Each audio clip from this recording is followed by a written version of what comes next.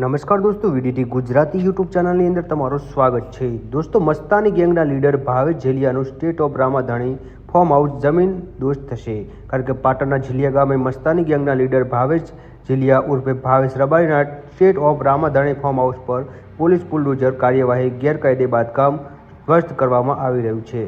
ગેંગના આતંક સામે કડક કાર્યવાહીથી સમગ્ર ગુજરાત ચર્ચા જાગી છે.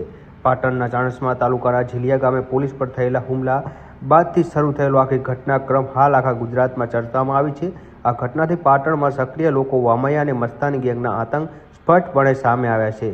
બાદે પોલીસે હાલ આ કુખ્યાત ગેંગના સભ્યો કાયદાનું સંગ્રામ લઈને જેમ કે બરોબરનો પાઠ ભણાવ્યો છે. ત્યારે આવી જ ગેંગને જડમૂળથી નાબૂદ કરવાની હવે પોલીસ તમામ દિશાઓમાં કાર્યવાહી શરૂ કરી છે. જેની શરૂઆત ગઈકાલે કુસ્તાન મસ્તાની ગેંગના લીડર ભાવેશ ઝીલિયાના ગેરકાયદે રહેણાંક મકાન સ્ટેટ ઓફ રામાધાણી નામના ફાર્મ હાઉસને જમીન દોસ્ત કરવાની કાર્યવાહી શરૂ કરી છે.